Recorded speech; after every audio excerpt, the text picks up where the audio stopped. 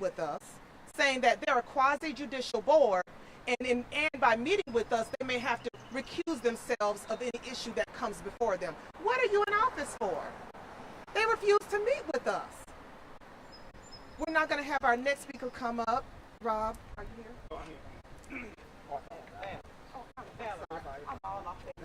I'm sorry, Valerie's our next speaker. Grand Rising, everyone. My name is Valerie Javis, and I am the convener of the Black Coalition for Excellence in Education. I'm going to read a prepared statement because if I get off script, we may be here a while. My parents, the late Reverend Henry Carmel Island and Orderly Green Island, moved our family to Montgomery County, Maryland over 50 years ago for one reason: better, safer schools for their children. When my two sisters and I arrived at Kent Mill Elementary School in Silver Spring, we discovered that, sight unseen, we had been immediately placed in remedial classes simply because we were Black and transferred from Washington, D.C. schools. That was when the fight against anti-Black racism in Montgomery County Public Schools began for our family in the 70s. Back then, all it took to make change for us as individual students was for my mother to wait in the parking lot with her three little advanced and accelerated learners to greet the principal with the report cards and test scores she had already sent to the school, and demand that we be properly placed in classes that day. But my parents were freedom fighters from segregated Mississippi, who lived out the saying, "We who believe in freedom cannot rest until all Black children, all children, are free to learn safely in our public schools." I have stacks of my mother's writings to the boards of education and at least 4 MCPS superintendents. She was a comrade in the struggle with names you might know: Lucy Hayes, Ruby Rubens, Odessa Shannon. My sisters and I graduated from Kennedy High School and had children in the 2000s. A Black boy, a Black girl, both with special needs, who are advanced and accelerated learners in their own rights. One survived MCPS and one did not. Wow. We, my daughter and I, have folders, electronic and physical, full of emails, testimony, and reports to the Board of Education, multiple superintendents, administrators, and teachers on the same subjects. My daughter graduated from Springbrook High School in June of 2024. She and I have the same stacks: emails, reports, messages, requests to the boards of education, multiple superintendents, administrators, and teachers. And yet we stand here today under a mountain of studies and data that undeniably brand our school district as anti-Black, racist, and a perennial failure at providing a free and appropriate education to Black students and students with special needs. Here are some facts. That's right. Black students represent 21.6% of total enrollment in MCPS. Black students make up 26.5% of special education students, nearly 6,500 students. We're over-identified. Our children make up 52.3% of elementary special school enrollment and 30.5% of middle and high school special school enrollment. Our Office of Legislative Oversight has found, and I quote, "Data show that the local school to prison pipeline disproportionately impacts boys, Black students, and students receiving special education services, our OLO, right here in this county, that you fund, with over half of suspensions in MCPS being Black boys. Only half of Black special education students are competent in literacy. 18.3% of Black special ed students are competent in math. Let that sink in. So we stand before you asking, as James Baldwin did, what is it you want me to reconcile myself to? You always told me it takes time. It has taken my father's time, my mother's time, my uncle's time, my brother's time, and my sister's time, my niece's and my nephew's time. How much time do you want for your progress? I am both disheartened and gladdened to announce this is a new day. The outcomes for Black students in general and special education students are particularly horribly unacceptable in a school district with a budget the size of a small country. Right. However, academics will always take a backseat to safety for Black people. This country and this county were not designed as safe spaces for Black people, and public schools are no exception. While Montgomery County elected officials are gasped and criticize vehemently the lawless and discriminatory actions from the White House and the president, we contend that Montgomery County is equally lawless, equally discriminatory in its seeming commitment to undereducate Black students and maintain unsafe school environments for our children. It's time to clean house in Montgomery County and in Montgomery County Public Schools and end the non-compliance and harm that disproportionately affects Black families and students. The pictures you have seen of scars on the inside and the outside by people who should be caring for our kindergarten child tell the stories of too many Black boys in our schools. So we're here to declare, and you've heard it before, never again, and let the consequences begin. The only demands we make today are those that existing laws, regulations, and policies allow. Existing. Follow the rules, even when you're dealing with Black people, Black children, and Black women who have demands. Special education law, criminal and civil law, education regulations, health and human services protocols, anti-racist and equity policies and commitments that they've stated. Right here. More importantly, hold those who do not follow the rules accountable. Listen for names.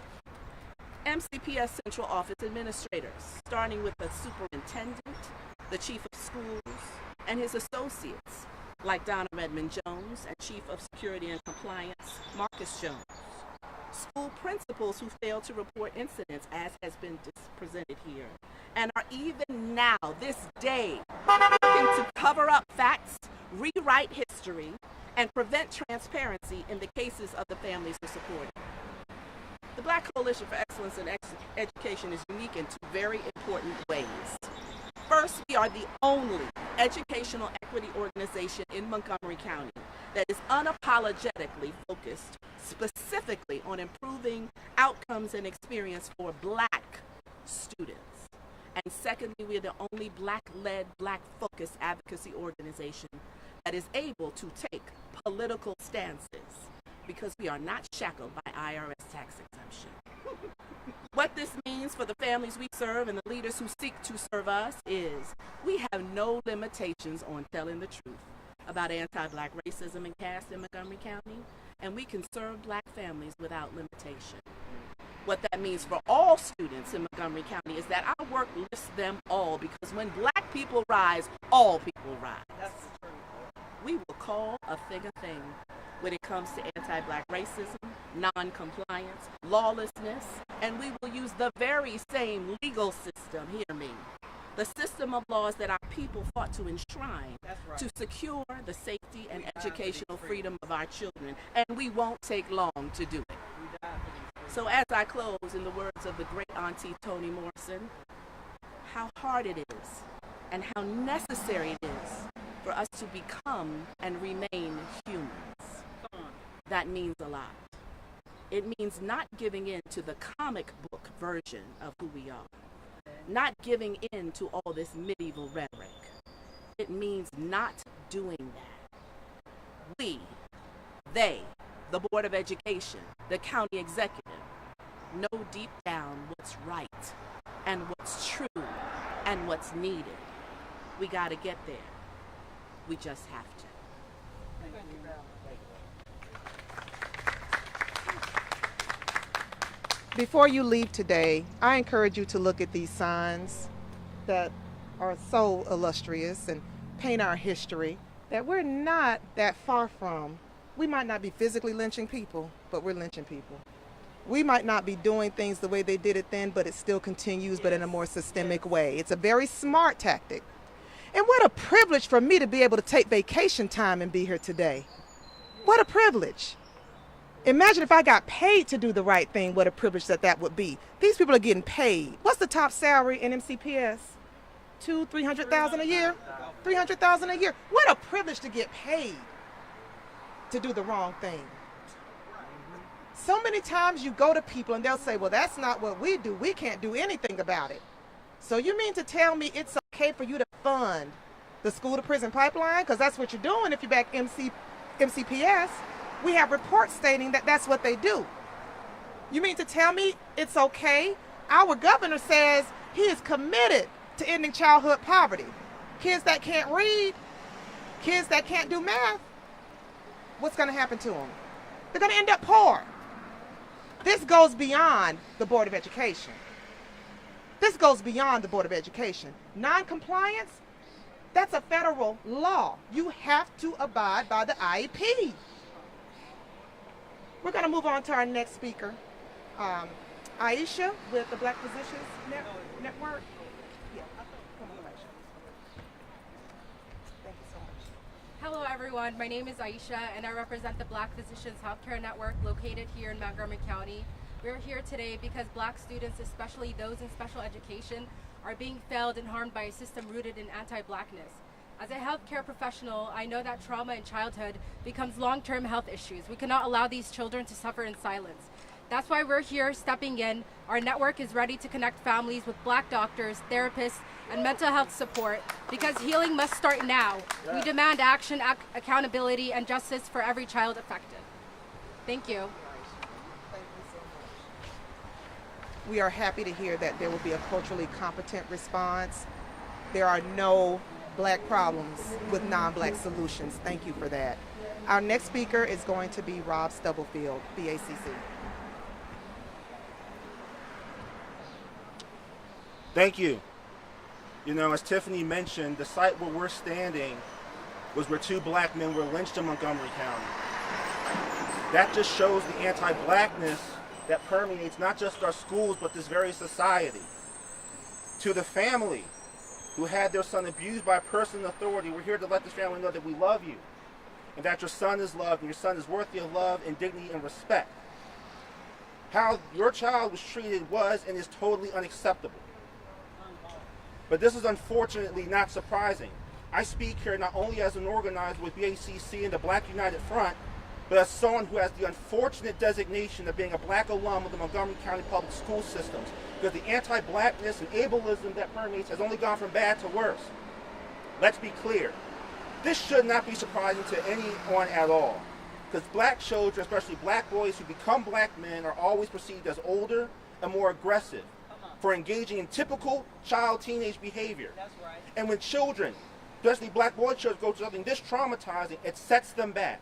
And when they're set back like this, it makes them ripe for the school-to-prison pipeline. A pipeline that we have been hard at work to dismantle and replace with a school-to-prosperity pipeline, a school-to-community and career readiness pipeline.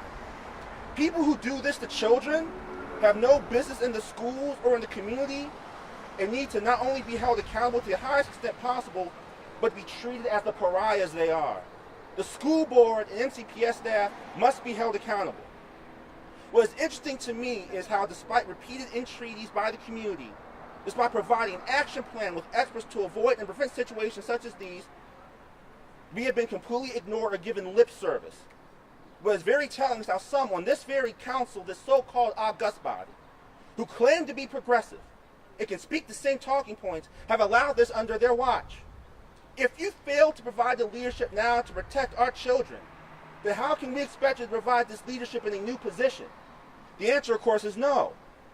To be clear, demanding that this bus aide and principal for that matter be held accountable is simply the beginning, because that's an immediate need. What we need, we're done with meetings and we're done with committees and task forces. We demand concrete, tangible action so our children are protected. One of the things that must happen is that Black boys must be designated as a special group due to compound issues in Montgomery County Public Schools that lead to our boys being pushed out of school, and disability justice for our boys must be included in that as well. As I close, let me issue a warning. We are watching and we are not standing for this. As an Ashanti proverb goes, you greet us in peace, we shall respond in peace. You greet us with war, we shall respond with war. I would choose your next move very carefully. Uhuru.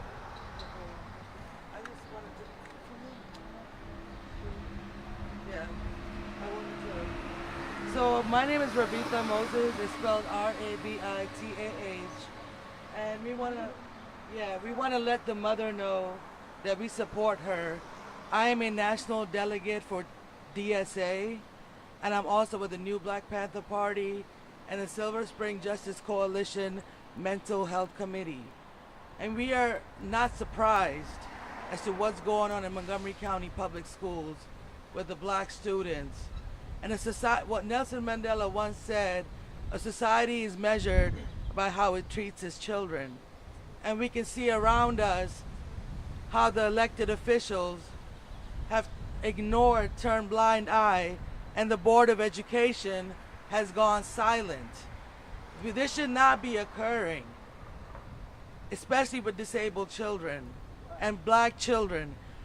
I have spoken to many, many mothers and fathers who have disabled black children in MCPS, and often all the time, their children are either suspended, the issues are not addressed, and as most recently, assaulted, and as most recently I spoke to a parent, Mrs. Holston. She told me that the teacher came in the school and cursed all the students out, and there was no accountability. And her son, who is disabled, did not know how to respond and react to that, who has been constantly labeled problematic. However, his disability has gone ignored over and over and over again. And the society, the people that are standing before you today, we demand justice, and we should not be going through this in 2025. This is a shame. And these women that are standing before you, they've said this not once, not twice, but I think 1,000 times. 1,000 times. And this mother should not have to go through what she's gone through, and especially the baby. We don't know right now the mental and emotional well-being of that child, and that's what we need to support the most. Thank you so much. Thank you, we are going to close out. We want to thank everyone that has sacrificed their day to come out. We don't have a choice. This is our future, and right now it's not looking too bright. Again, $3 billion to fail. We have the numbers. We don't need another study. We don't need any more data. We got it. We got it. We got the stories. We got everything. The only thing we don't have is action. We're going to close now with our last speaker, Zakiya Sankara-Jabbar, who took a break from traveling all over the country to address this in many other areas to come here today. Zakiya, come on up, please. Racial Justice Now. Thank you, Tiffany. Thank you for the opportunity to be here in solidarity with this community. As was mentioned, I am Zakiya Sankara-Jabbar. I am the co-founder and co-executive director for Racial Justice Now. I was also recently appointed to the new County Commission on Repair and Reinvestment. Folks may not know about that, but I am glad to be on that commission because we hope that will be some semblance of equity and justice that can come to the black community. Today I stand here mostly as a mom. I have 2 black children, black son and a black daughter, who also attended MCPS schools in East County.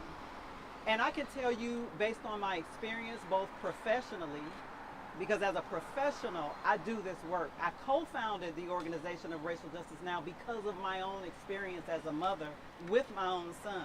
This is an epidemic. This is not a one-off issue. We stand with Jasmine because most of us have experienced it. Tiffany has experienced it. I have experienced it. Valerie has experienced it. This is, I think, before we leave today, the point is, black people in this country and in such a progressive community, right? With black leaders, okay? Like all of this, we're the only state in the country with a black governor, but black people somehow still are at the bottom of all the negative categories. That is not because black people are born deficient. It is because the system of white domination and supremacy continues unrelenting, keeping their foot on our necks. Black boys in particular are targeted for harm as soon as they roll out of their mother's wombs in this country. My son was 3 years old when they started in on him. And we wonder why the system in Maryland The juvenile justice system, 81% of the kids that are involved are of one gender and one race, black and male. You heard that right, 81%.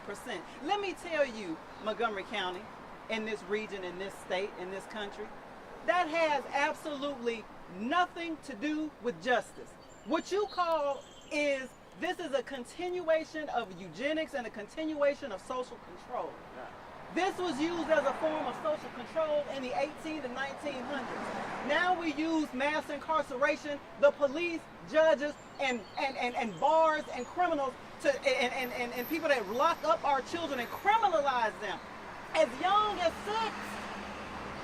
Ain't nobody dealing with this no more. We're done with the benign neglect policy of the Maryland Democratic Party, the National Democratic Party, and this entire county council and county executive.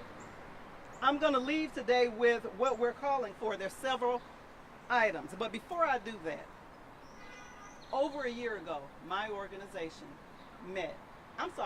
Almost 2 years ago now. We met, Tiffany and I, with County Executive Mark Elbert, and we wanted to address this very issue. We never got a response, and he never implemented not one thing that we asked him to do when we met with him in January of 2024. We asked for 3 things.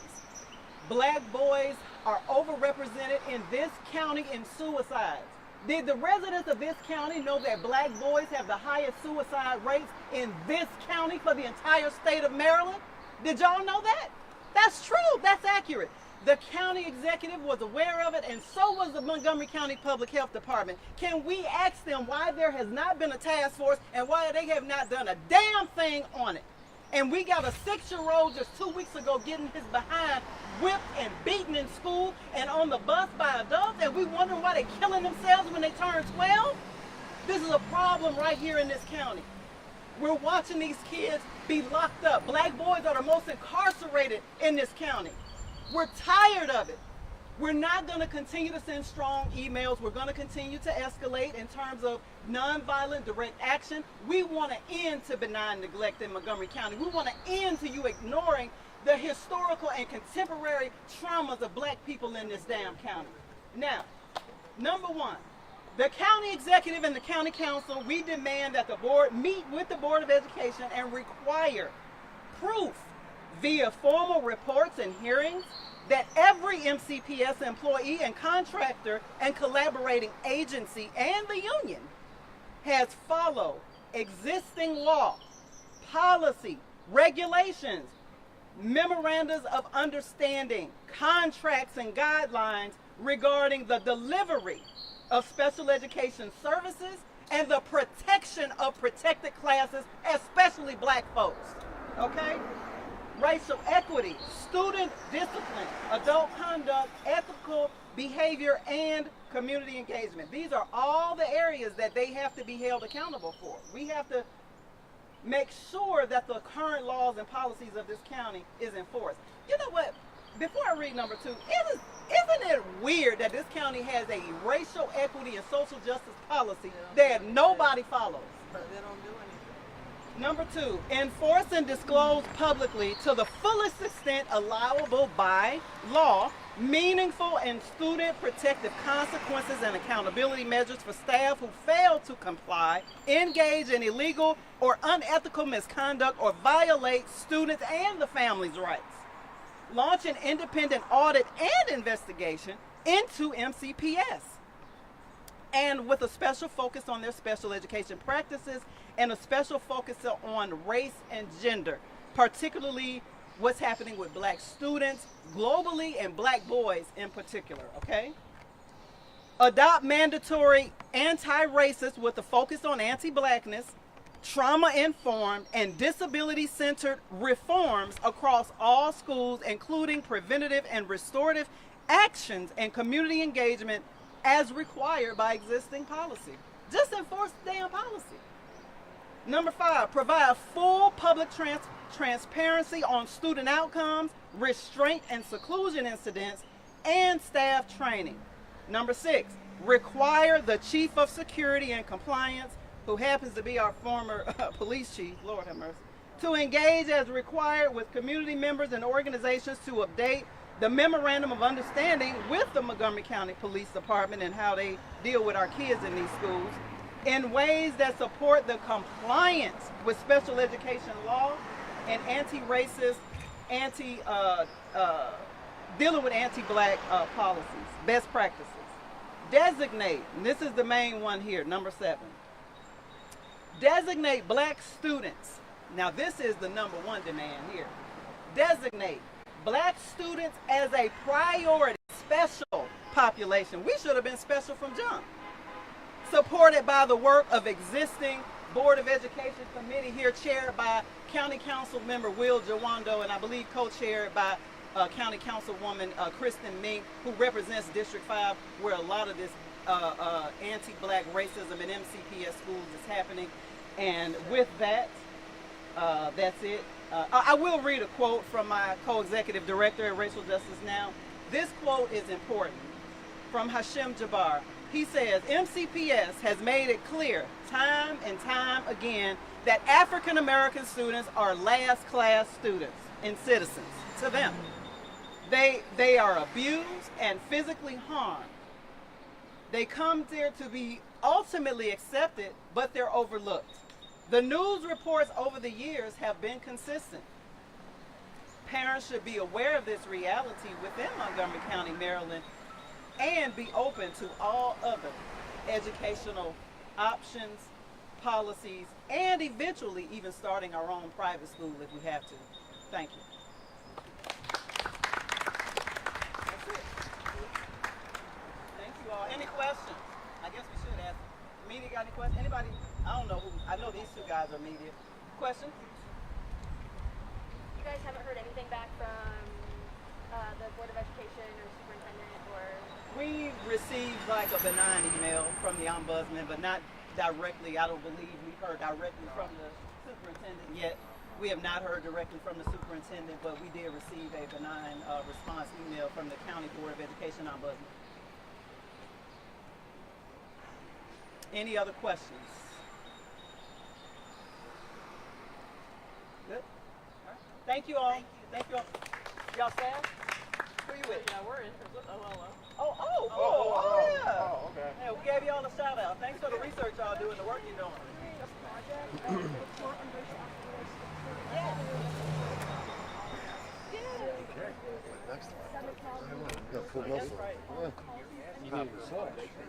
Yeah, I worked with Elaine in the past. I shocked myself. Yeah. We get in touch with you, of course.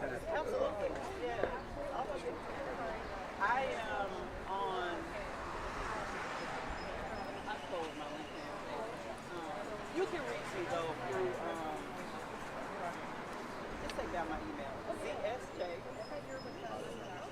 It's just racialjusticenow.org. Yep.